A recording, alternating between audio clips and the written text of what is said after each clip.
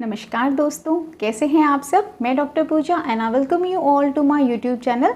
आज के वीडियो में हम बात करेंगे सर्वाइकल स्पॉन्डिलोसिस के बारे में, यानी गर्दन का दर्द। इसका क्या कारण होता है, क्या सिम्टम्स होते हैं और इसके एग्रावेटिंग फैक्टर्स क्या हैं। और अंत में हम देखेंगे ऐसी होम्योपैथिक मेडिसिन जो सर्वाइकल स्पॉन्डिलोसिस के लिए बहुत ही इफ़ेक्टिव हैं। तो चलिए शुरू करते हैं।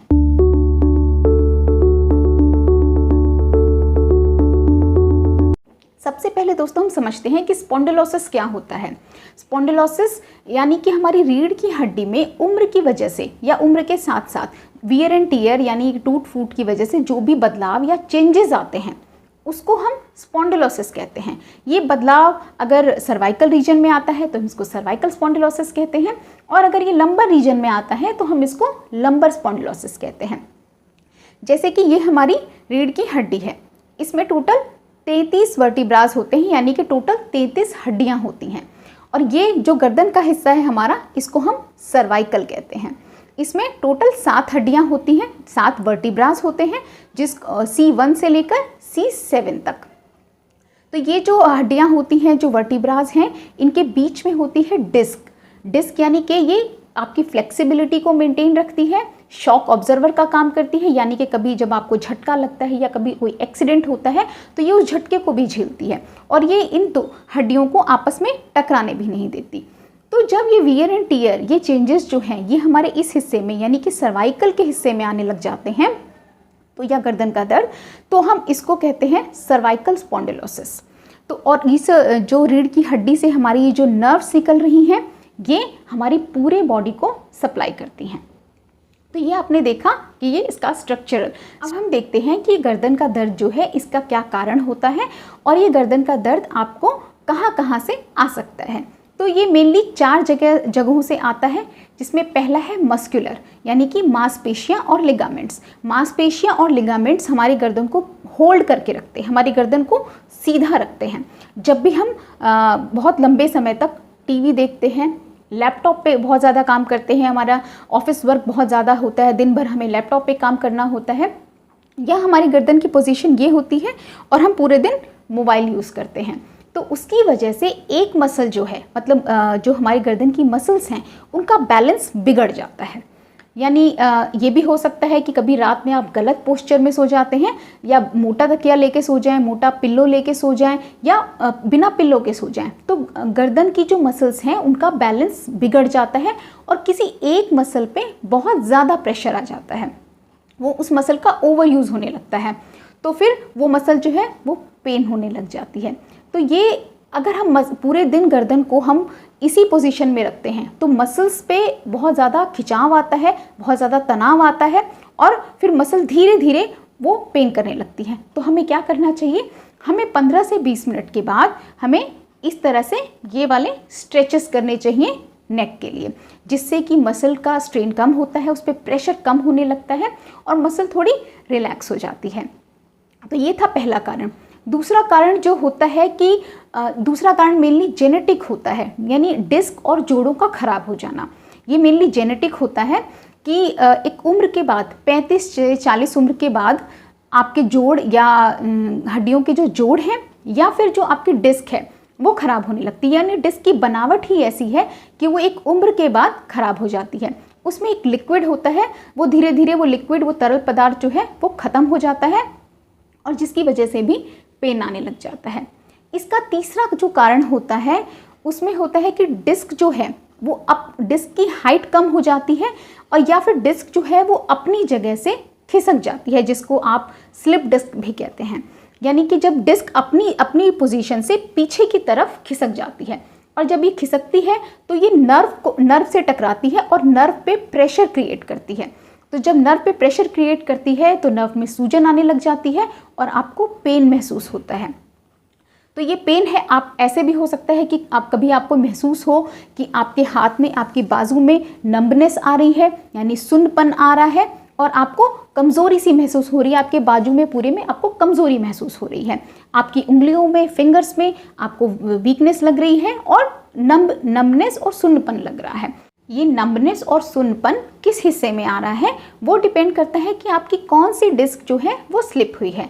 ये नंबनेस आपको इस हिस्से में भी आ सकती है, इस हिस्से में भी आ सकती है, बट वो डिपेंड करता है कि आपकी कौन सी डिस्क स्लिप हुई है। चौथा जो कारण होता है नेक पेन का, वो बहुत ही सीरियस कारण होता है, जिसमें कि आपकी स्पाइनल कॉर्ड पे प्रेशर आ गया है। Spinal cord is the most sensitive structure. तो अगर स्लिप डिस्क की वजह से आपके स्पाइनल कॉर्ड पे प्रेशर आ गया, डिस्क जो स्लिप हुई है वो आपके स्पाइनल कॉर्ड से टकरा गई और वहाँ प्रेशर क्रिएट कर रही है, तो वहाँ पे आपको महसूस होने लगता है कि आपके हाथों में वीकनेस बहुत ज़्यादा आ गई है, कमज़ोरी आ रही है, नंबनेस आ रही है, आपके पाँव लड़खड़ाने लग गए हैं और आपकी बॉडी पे से आपका कंट्रोल जो है वो कम हो रहा है।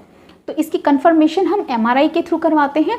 जो भी स्पॉन्डिलोसिस के चेंजेस हैं आपको, उसकी कंफर्मेशन आप एमआरआई के थ्रू करवाते हैं। तो जब भी आपको इस तरह के कुछ भी सिम्टम्स या चेंजेस महसूस हो तो आप एमआरआई ज़रूर करवाएं, और साथ साथ आप रूटीन में आप विटामिन डी को भी, आप विटामिन डी का लेवल जो है वो आप चेक करवाते रहें।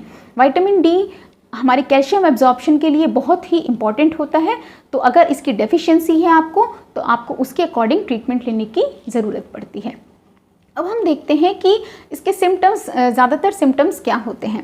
पहला होता है कि अगर आपको नेक में स्टिफनेस यानी अकड़न बहुत ज़्यादा लगती है, और नेक के अराउंड जो शोल्डर के आसपास की मसल्स होती हैं उसमें भी आपको पेन और अकड़न महसूस होने लगती है। आप सुबह उठते हैं तो आपको बहुत ही स्टिफनेस और पेन फील होता है।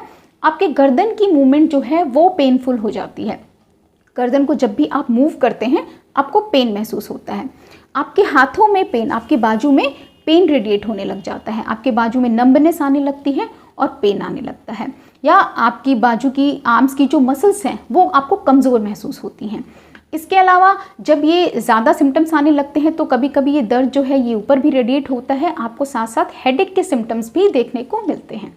तो अगर इस तरह के सिम्टम्स आपको आ रहे हैं तो आपको एमआरआई करवाने की ज़रूरत है, जिससे कि आपको कंफर्मेशन हो कि आपके कहाँ पे चेंजेस हैं और उसके अकॉर्डिंग आप ट्रीटमेंट ले सकें। तो अब हम देखेंगे ऐसी कौन सी इफ़ेक्टिव होम्योपैथिक मेडिसिन हैं जो सर्वाइकल स्पॉन्डिलोसिस के लिए आपको हेल्पफुल रहेंगी।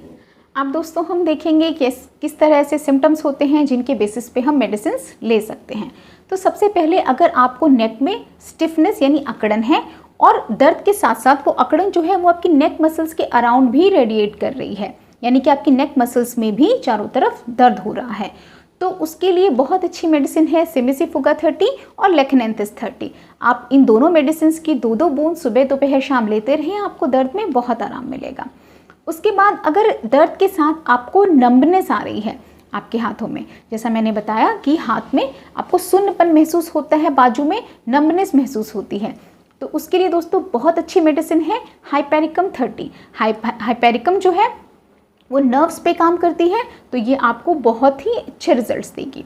और नंबनेस के साथ जो आपका दर्द है वो शोल्डर से, नेक मसल्स से नीचे की तरफ रेडिएट कर रहा है, और स्पेशली राइट हैंड में आपके दाएं बाजू में वो दर्द ज़्यादा हो रहा है और ऊपर से नीचे की तरफ रेडिएट कर रहा है, तो उसके लिए दोस्तों बहुत अच्छी मेडिसिन है कालमिया 30। आप कालमिया 30 की 2-2 बूंद सुबह दोपहर शाम रेगुलर लेते रहें, आपको बहुत ही अच्छे रिजल्ट्स मिलेंगे और आपकी दर्द में भी आपको बहुत आराम मिलेगा। नेक्स्ट हमारा सिम्टम है कि जब हम सुबह उठते हैं, मॉर्निंग में स्टिफनेस रहती है नेक में, और जितना आप अपनी गर्दन को मूव करते हैं, यानी कि आप नेक की जितनी मूवमेंट करते हैं आपका दर्द उतना बढ़ने लग जाता है। तो दोस्तों आपके लिए बहुत अच्छी मेडिसिन है ब्राइनिया 30। आप ब्राइनिया 30 की 2-2 बूंद सुबह दोपहर शाम लेते रहें, आपको स्टिफनेस में और दर्द में भी बहुत आराम मिलेगा। और अगर आपको स्टिफनेस है, पेन है, फर्स्ट मूवमेंट पे आपको सुबह उठते ही एकदम से बहुत ज़्यादा दर्द महसूस होता है, बट आप जब धीरे धीरे गर्दन की मूवमेंट करते हैं या आप काम कर रहे हैं तो समय के साथ साथ धीरे धीरे दर्द आपका कम हो रहा है, तो वहाँ आपके लिए मेडिसिन है रस्टॉक्स 30। रस्टॉक्स 30 की आप 2-2 बूंद सुबह दोपहर शाम रेगुलर लेते रहें, आपको बहुत आराम मिलेगा। इसके बाद हम देखते हैं कि नेक पेन जो है अगर हेड में आने लगता है, ऊपर की तरफ रेडिएट कर रहा है और आपको वीकनेस बहुत ज़्यादा है, कमज़ोरी बहुत ज़्यादा लग रही है, प्यास बहुत कम है आपको, तो वहाँ आपके लिए मेडिसिन है जेलसीमियम 30। आप जेलसीमियम 30 की 2-2 बूंद सुबह दोपहर शाम लें, आपको बहुत अच्छे रिजल्ट्स देखने को मिलेंगे। उसके बाद है, अगर आपको नेक में कोई इंजरी हुई है जिसकी वजह से आपको दर्द आ रहा है, कभी चोट लगी है या एक्सीडेंट हुआ, किसी भी वजह से इंजरी की वजह से आपको पेन हो रहा है, तो दोस्तों वहाँ बहुत अच्छी मेडिसिन है आर्निका 200 और बेलाडोना 200। इन दोनों को आप 2-2 बूंद सुबह दोपहर शाम लें, आपको बहुत अच्छा रिजल्ट मिलेगा और आपको आराम भी बहुत मिलेगा। उसके बाद है, अगर आपको सर्वाइकल पेन, नेक पेन की वजह से चक्कर भी महसूस हो रहे हैं, गिडीनेस भी, कुछ केसेस में ऐसा होता है कि आपको दर्द के साथ आपको चक्कर भी महसूस होते हैं, तो वहाँ पे आपके लिए बहुत अच्छी मेडिसिन है कोकुलस 200। आप कोकुलस 200 की 2-2 बूंद सुबह दोपहर शाम लें, जब तक कि आपको चक्कर में आराम आने ना लग जाए तब तक लें, तो ये आपको बहुत अच्छे रिजल्ट्स देगी। दोस्तों ये थी कुछ होम्योपैथिक मेडिसिन जो आपको बहुत इफ़ेक्टिव रहेंगी अगर आप अपने नेक पेन में इनको यूज़ करते हैं। पर आप MRI ज़रूर करवाएं, जिससे कि आपको ट्रीटमेंट की करेक्ट अप्रोच लेने में मदद मिलेगी। और आप विटामिन D लेवल भी ज़रूर चेक करवाते रहें साथ साथ। तो और इसके लिए कुछ हमारे एग्रावेटिंग फैक्टर्स होते हैं, जैसे कि अगर आप ऑफिस वर्क ज़्यादा करते हैं, लैपटॉप का ज़्यादा यूज़ है, मोबाइल फ़ोन का ज़्यादा यूज़ है, तो 15 से 20 मिनट में आप रेस्ट लें 5 मिनट का, गर्दन के स्ट्रेचेस करें जिससे कि मसल पे प्रेशर कम हो और आपको रिलीफ मिले। और आप अपने लैपटॉप, मोबाइल फ़ोन या टीवी को आई लेवल पे रखें, यानी अपनी आँखों के लेवल पे रखें, जिससे कि आपकी गर्दन सीधी और स्ट्रेट रहे और उस पर मसल पे प्रेशर कम से कम आए। तो दोस्तों आज के वीडियो में इतना ही। मैं उम्मीद करती हूँ कि वीडियो आपको इन्फॉर्मेटिव लगी होगी, तो आप मेरे चैनल को ज़रूर सब्सक्राइब करें, और अगर आपको वीडियो अच्छी लगी है तो लाइक भी ज़रूर करें, और आपके कोई भी सवाल हो तो कमेंट बॉक्स में ज़रूर लिखें। Thank you.